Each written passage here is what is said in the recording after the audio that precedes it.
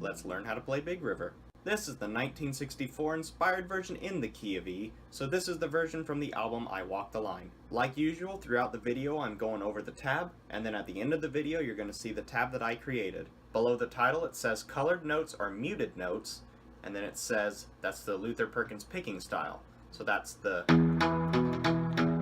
stuff. I have two separate videos that go over how to play like Luther Perkins, so if you don't know how to play like him, go back, watch those videos, come back here and watch this one. Right next to that it says notes stacked on top of each other indicate a partial strum, but it's muted.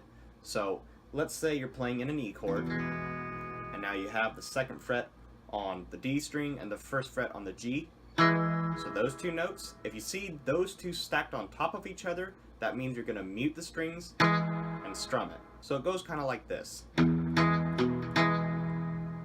And in the tab it'll make more sense. Below that it tells you B equals bend, which means you're going to bend the string down. R equals repeat, because we're going to be repeating some parts. And then R1 equals repeat the first part, which later on in the tab it'll make sense what that means. So the intro and the solo are pretty similar. We're going to start with the intro, start on the second fret of the A string, hit this 3 times, one right after another, and then open A.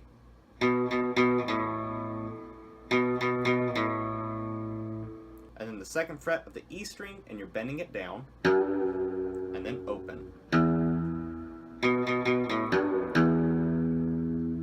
And now we're doing the Luther Perkins part, so open E, partial strum on the second fret of the D string, first fret of the G, second fret of the A string, second fret of the D string, you're going to hit this twice, and on the last one, you're doing a partial strum on the second fret of the E string and the open G, so it's an E minor.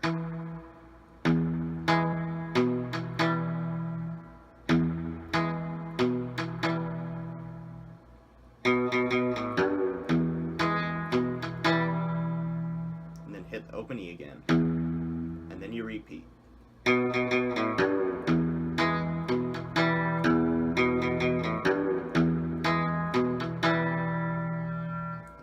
The song. Okay, before we do the solo, there's one part in the A chord section throughout the verses where Luther does that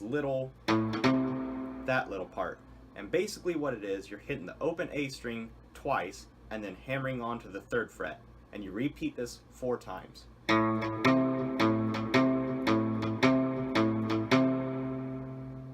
then you go back to your E.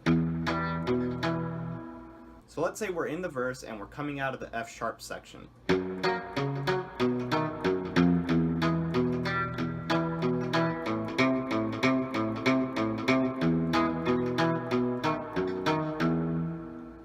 That's how that A part goes. And you can have fun with that part, so you can hit the open A string twice, third fret twice, like.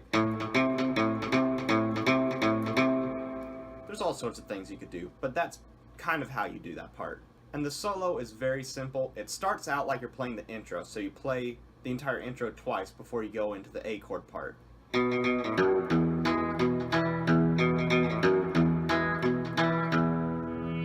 And now you basically do all that again, but you shift down one string so you're in the key of A. So you're going to hit the second fret of the D string 3 times, last one is open. Then the second fret of the A string, bend it down, and then open. And now you do the Luther Perkins part, so open A, second fret of the D string, open E, and then second fret of the D string twice. There's no partial strum there, it's just the very simple version of his picking. Then you're open A, and then it says R1, repeat the first part. So you're going to repeat the first thing that you did.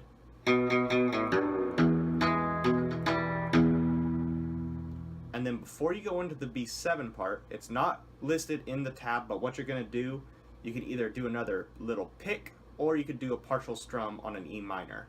And then you walk up to your B7. So it's like this.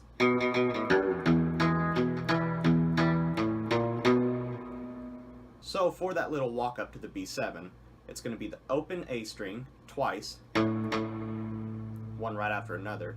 First fret, one right after another, hit it twice. And then second fret of the A string.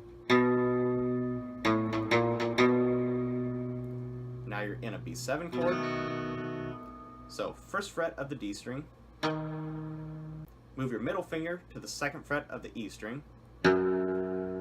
First fret of the D string twice. Back to the second fret of the A string. And it says R1, so you're going to repeat the E chord section of the solo again. So the entire B7 portion goes like this. And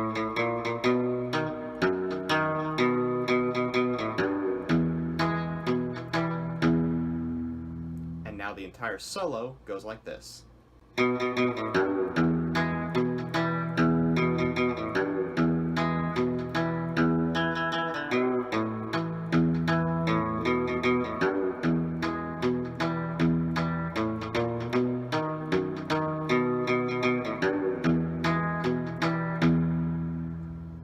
So let's go through everything we just did over a verse. Now I'm not going to be playing like I'm actually singing, I'm just going to go right into the next section, but this is how it would go.